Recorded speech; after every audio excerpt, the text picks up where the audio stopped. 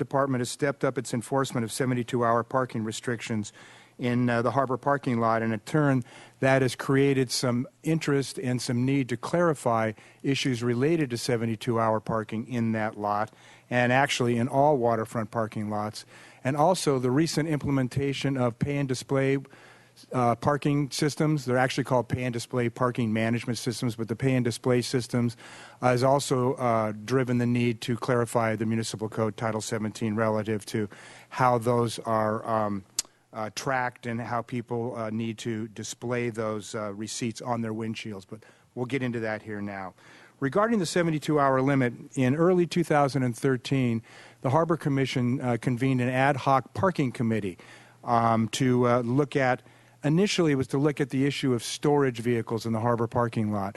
Vehicles that were being stored and vehicles that were being used to store things. I believe committee members Rouse and Hotchkiss attended a couple of the public forums that occurred after that.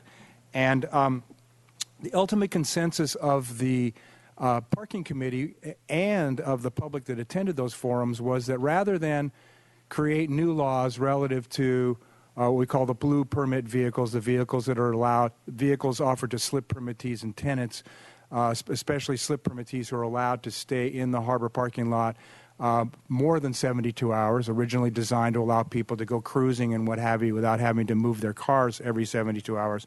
Rather than address those right now, they wanted to see us tighten up our enforcement of the 72-hour rule that exists in the harbor parking lot for people that pull tickets at the kiosk, and also for people that have what's called the general permit, or we call it the red permit and not the slip holder permit. So we did that, and for the first 6 months, we actually issued quite a few citations. It averaged about 10 citations a month for the first 6 months, and then the number of citations has slowly ebbed, if you would.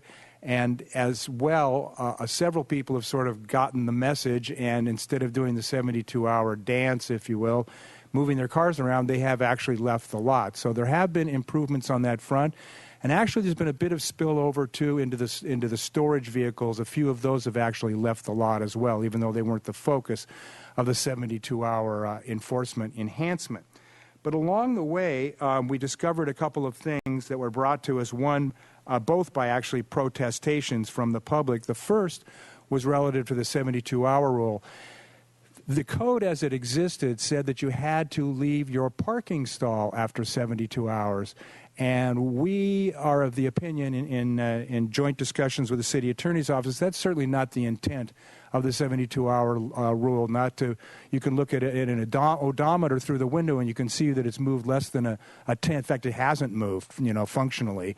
And we didn't think that was the appropriate intent, either spirit or letter of the 72-hour law. And so we have changed that to eliminate the reference to the parking stall, so it just says you need to leave the harbor parking lot after 72 hours. So folks will need to at least move from that lot either onto the roadway or otherwise. That is the primary change relative to that. The other change that was brought about relative to the 72-hour enforcement was that the existing ordinance also had language in it that allowed a person, if they pulled a ticket at the kiosk, to pay for as many days as they want. This is antiquated language. It's been in the code for some time, so please consider some of this mop-up. And it said that basically if you pay for 15 days, function didn't say 15 days, but if you pay for days exceeding the 72 hours, you could stay for that period of time. And as you know, we already have language in the code where if somebody contacts the parking office and is going on a 6-day fishing trip or going on a cruise to Catalina, is going to be gone for 10 days, 2 weeks. If they contact the parking office, we already have a mechanism to accommodate them. So we thought it was inappropriate and unreasonable that a person should be able to pull a ticket and stay for as long as they want, as long as they paid. It's like poor guys, never mind, rich guys, sure, pay for as long as you want and stay as long as you want. So we pulled that, and that is absent from the amended code as you see it. And finally, the code actually was silent relative to 72-hour limits in other waterfront parking lots. And why that's important to us is for the following reason. The other outer lots, as we call them, have a prohibition against parking between 2 a.m. and 6 a.m., which is functionally for us the ability to make sure that people don't stay there for, overnight even, let alone 72 hours. But what has happened is that in a few cases, not a lot of cases, but enough to cause a beachside eyesore and a problem for the waterfront department, a few folks have come in and actually abandoned vehicles in a few of those lots. And the only way we can actually get them towed out is to contact and impose on the police department between the hours of 2 a.m. and 6 a.m., because those are the hours that are actually posted. And as we know, during those hours, especially Thursday through Sunday, PD is pretty darn busy and unable to accommodate us. So what we've done here in the amended ordinance is proposed posting and enforcing a 72-hour limit through all of the lots. Among other things, it will help us tow abandoned vehicles or vehicles that violate the 72-hour rule. And it's usually 2 or 3 sites, and then it's a tow. But we don't have to wait between the hours of 2 and 6. We can tow folks out that overstay their welcome much sooner than that, and that would certainly be of an assistance to us. Regarding the pay and display parking, those management systems, which we have now, I believe, 11 of them, 13? 13. We have 13 of them. They call them the Luke systems, where you can pay with cash, credit card, coin, debit card, and what have you upon entering the lot, have been working wonderfully for us. It's reduced the need for kiosks, for staffing. It's also reduced the need it's been better for the public, because you remember the old honor fee boxes where you had to fold up money and stick them in our accounting staff has to unfold all of those, and it takes a lot of time. And it's also it's just much easier to manage, to operate, to monitor. There's only been one problem. That was an individual came up to us, and even though it says it on the receipt and it says it on the ticket, on the machines themselves, he said, "Where in the municipal code does it say I have to display this receipt on my dashboard?" The display part. And we said, "Well, you know what, sir? It doesn't." And working with the city attorney, we've added language requiring that display on the dashboard, and penalties are articulated in that as well. So it's really pretty straightforward. We think it's pretty simple. It's mop-up, cleanup, clarification. So in conclusion, we believe these amendments would help us better enforce the rules as they're intended, as they're written, and also help us with our pay and display parking system, managing that and in a manner that accommodates the public and helps us. And one final note, to accomplish all this, we actually added in the amended ordinance that you see before you here today, Mr. Chair, definitions of harbor parking lot, waterfront parking lots, and pay and display parking management systems, so it would be very clear what we're talking about. And that concludes my report. I'd be happy to answer any questions. Thank you, Mr. Cronin. Mr. Hotchkiss has a question. A couple of questions. What happens if somebody comes in, pays X amount, puts it on their dash, and then stays longer than what they paid for? How do we handle that? I believe, and Caesar will correct me if I'm wrong, they get one of these. It's a waterfront a parking collection notice, and they have to pay the waterfront and pay a surcharge, I believe. But Caesar will clarify that. How much is that? Yeah. Mr. Chair, committee members, what they have to do basically, they cannot add time to the machine. So unfortunately, they have to come back, similar to a parking meter along a street. So if for any instance they do receive a collection fee notice, they can contact us and we can adjust the payment. That's something we do as a customer service to the tourists. And so is there an additional cost for that service? In other words, they get to pay the extra time they owe plus $10 or something? I don't know. That is correct. Yes, $10. Is it $10? It's That's 22. a lucky guess. 22 is the total. So 12 for the whole day plus the $10 service fee. Okay. I had another question, but it escapes me right now.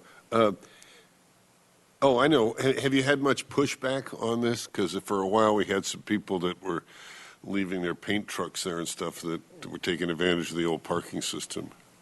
To be honest with you, it has sort of paralleled the citation curve.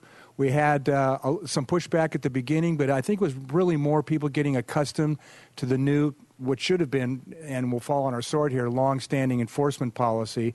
But after a while, it just became part of the culture, and the pushback is very, very rare these days. And people have gotten the fact that if they come on up and say, "Look, I'm going to sea for 6 days. Can you?" And that's a displayed on the vehicle as well. Yeah, but that's not. We don't have very many of those, right? At one time. We actually have a fair number, especially in the summertime during cruising season. We have a fair number of those. But like I say, they're legitimate, and we exercise management discretion relative to issuing those. How does the Santa Barbara Fish Company handle their trucks? Because they're there a lot, I know. Mr. Chair, Committee Member Hotchkiss, they have probably half a dozen trucks in the lot, but they're moving around, so they're not in violation of the 72-hour rule. They'll be making deliveries and pickups down in Los Angeles at night. A lot of their activity is at night. And then the other thing is they've acquired a lease up in town here, and those vehicles will be moving off-site in the near future. So they pay come and go right now just to go in and... They buy annual permits. Oh, they buy annual permits. I see. Okay, good. Thank you. Any questions, Ms. Murillo? First of all, thank you for cleaning up after the storm. I know you guys had a tough time down there. So how do you enforce it? It's not the parking enforcement officers we see downtown, right? You have your own people who, and then specifically, I'm curious how you would know. You kind of gave me a hint talking about the odometer. So how do you know if somebody actually left the lot and then came back? Mr. Chair, Committee Member Murillo, I would be giving away trade secrets. It's not just chalking tires. It's not just a penny on a tire. The officers have actually had to get very creative on this front, but we do have ways to tell if people have left the. Now, leaving the lot will be an interesting one relative to enforcement, but I think I trust the patrol supervisor and the officers. They'll have a way to do it. I can't give you chapter and verse on how that'll be done, but we'll find a way. So you have staff that are specifically parking enforcement officers, is that right? We have, in Harbor Patrol, we have what are called task officers, all 10 officers, and it rotates. All 10 officers are tasked with a certain part of the harbor that's sort of theirs to monitor for dock obstruction and vessel registration. One of those assignments is parking enforcement. So yes, in the main harbor parking lot, we do the enforcement. Harbor Patrol does the enforcement. City PD, the checker units, if you will, do the enforcement in the 90-minute zones and in Harbor West. Is that right? Yeah, and the 90-minute zones and in Harbor West, and in and we do the enforcement in the outer lots. Correct. Yeah. I just want to know that you have enforcement strategy in place, because it would seem to me like somebody, before I approve it, I'm saying. Sure. So 72 hours has passed, and you don't want them just to push their car into the next stall. You want them to leave. I mean, I would imagine they would leave, circle, and come back. Is that what you're thinking? Well, Madam, Mr. Chair, Committee Member Murillo, technically they could move to another lot and come back without ever going on the boulevard. Oh, right. Okay. Yeah, I hope that. I'm reticent to advance those notions because we'd really like to see people with operable vehicles that go out on the boulevard and use the lot for its intended purpose. But yes, technically, they could leave the harbor parking lot, drive to Harbor West or Ledbetter lot, and return to the harbor parking lot, and they would be in compliance with the ordinance as we're proposing. Oh, okay. So it says here that the Harbor Commission recommended this ordinance of May 2013. Yeah. What has been happening in that meantime? It's almost, not almost, but that's a long time. A very fair question. A few things happened. Number one, I was gone for 2 months on a medical leave right in the middle of the summer last year. Second, it was intended initially just to address the 72-hour issue. Then the pay and display issue came up, so we decided to combine those, and that had us, created further work between us and the city attorney's office. And then Ms. Connect was appointed acting city attorney, and so she had a real plate full of stuff. So it's been a number of things, but there was nothing, there was no delay that was a function of anything other than things we had to deal with, if you will. Okay, it says something to me that no one is here today opposing, the public is not here. Did you publicize this to the harbor residents and Stephen Bird people, the people who would care about this? Do they know that there's an ordinance committee meeting today and this is the subject? It went through the pub. We didn't individually notify all the slip permittees, though it was publicly noticed, and it was above the fold in the news press yesterday. Some of us don't read the news press for various reasons.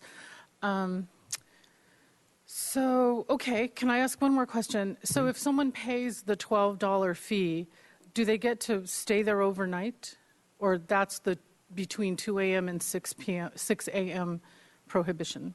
Mr. Chair, Committee Member Murillo, in the main harbor parking lot, you may stay up to 72 hours. So you do pay $12 per 24-hour period. However, in all the other outer lots, you only may stay for 1 day, up from 6 in the morning to 1:59, 2 a.m. in the morning for $12. Okay. And I'm sorry, back to the slip holders being notified. Do you have public meetings with them? Mr. Chair, Committee Member Murillo, yes, in fact, on this 72-hour issue, as I mentioned, that the formation of that ad hoc Harbor Commission Committee was undertaken for that very reason, to help coordinate and participate in public forums. And we had at least 2, maybe 3 of those. We had 2 of those, I believe, and then an individual meeting with the ad hoc committee. But yes, we had 2 public forums that were well attended. I think there were 25 or 30 people at each one of those. Okay, I guess I'm ready to approve it, and I'm just hoping that the stakeholders are notified that this is going forward. I'm trusting that there was public discussion.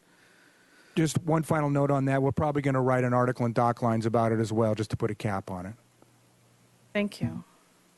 All right, Mr. Crum, I had a couple questions. When I was at those meetings with Mr. Hotchkiss, one of the big issues was the BAP, business activity permit holders, and using the harbor lot as their de facto storage bins with vans and whatnot. It appears that this ordinance has taken care of that issue, or is that still in play? Or Mr. Chair, it's still in play. It's part of that suite of issues that we set aside in order to focus on the 72-hour enforcement issue, which this ordinance amendment addresses. So still on the radar, and to use your vernacular, in play, are storage vehicles and the impact that might have of, relative to the question. Remember, we had the question of, do we do away with the evergreen permits where people can stay there for as long as they want, the blue permits.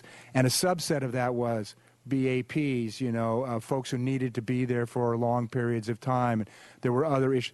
All of that is still still outstanding relative to this issue here, and may be addressed at some time in the future. We want to make sure we close the loop on all the 72-hour stuff first. well, one thing I'm concerned about, and I think we brought it up at that meeting, was the actual permitted use of that lot per either council policy, or I don't know if it's a coastal or Tidelands Trust issue in terms of repurposing that lot. Are there limitations along that line, and is this still an issue that we're going to have to deal with on a legal level? Because I know that, 'cause obviously we all know a lot of the BAP holders, and they've got serious and legitimate complaints. The other side of the coin is other people like Mr. Abed that has a sailing center, rents space offsite at retail to store his stuff. So what's fair, what's right, and where are we at legally? And I see Ms. Connect stirring over there, so I'd probably refer this to her. Thank you, Mr. Chairman. In terms of the public trust doctrine, my comment to that is that I think that the BAP issue, most of the BAPs, and as far as I know, actually all of the BAPs are issued to coastal uses, coastal business activities. And the Tidelands Trust requires that the uses of the harbor be pretty much restricted to coastal coastal type activities. So as long as the BAPs are involved in coastal related type activities, I don't see that, we run into a problem there with those kind of coastal businesses using parking lots to service those businesses. If the parking lots are being used for storage of construction equipment, then, that's a different matter, but I don't think that those, say, contractors would have a BAP permit, if I'm understanding that. No, that's kind of what I was going after. I mean, we also all know anecdotally there are people who are liveaboards who have vans that, don't ever seem to move, and that's you referred to earlier with the odometer checking and how that all works. And because I remember there were some very passionate speakers at those outreach meetings. So I'm hoping that this is helping clean some of that misunderstanding up in terms of what we're doing. I know you're dealing with individuals that you're all very familiar with and have been for quite a while, I know. So, Mr. Chair, now I'm appreciating more your questions about, has the public been noticed and what have you. No, this really doesn't address the storage vehicle issue. It doesn't address the BAP issue, which again is a subset of that storage vehicle issue. This strictly is following up to tighten up and clarify what our direction was from the ad hoc committee and from the public in those public forums relative to the enforcement of the 72-hour rule. Since that time, we've installed the pay and display systems, but in our opinion, the additional language that just says you actually have to display the receipt like it says is not something that would, rise to the level of a lot of public concern. But no, what we're dealing with here today is completely separate from the storage vehicle issue. because I know there was some concern, or has been some concern from harbor merchants as far as availability of public parking and whatnot, especially on weekends, busy weekends. And if some of that inventory is taken up, by vehicles that are just there as basically de facto garages, then, is that really what they're supposed to be doing? My other question was, is the Garden Street waterfront lot still part of the New Beginnings parking program? Mr. Chair, no, it is not. We discontinued that a few years ago. Okay, so now we're even through all the lots as far as the 2 a.m. to 6 a.m. other than Harbor Main. That's correct. Okay, very good. Thank you. Okay. I would entertain a motion. I move that our committee forwards this recommendation to City Council, and I think we're in agreement with the provisions in here. Do I have a second? You do. I have one question if I could pose it. What are our, on the weekends particularly, are we 100% full, 80%, 90%? Mr. Chair, Committee Member Hotchkiss, we depends on the weather. We're really weather oriented. So, for example, on a 75-degree weather type of day, we could reach up to 75-80% capacity overall along the waterfront. Many areas are highly impacted, such as Stearns Wharf and the harbor. But overall, to reach 100% capacity, we must have some kind of special event, such as 4th of July, or any larger type of holidays, such as Memorial Day weekend, Labor Day weekend type. I think people expect that, but by and large, we're not turning folks away on a normal weekend. We're not. Okay, We're thank not. you. One last question before we go to a vote, and that was regarding the slip holder permits. So those people are not required to report they're going for longer than 72 hours? Is that correct? Mr. Chair, that's correct. Okay. And that's status quo. That's okay. status quo. Very good. Okay. Any further comment? Okay, we'll vote on them. There's a motion and a second. All those in favor say aye. Aye. Aye. Any opposed? Motion carries unanimously. Thank you for your report, and good luck.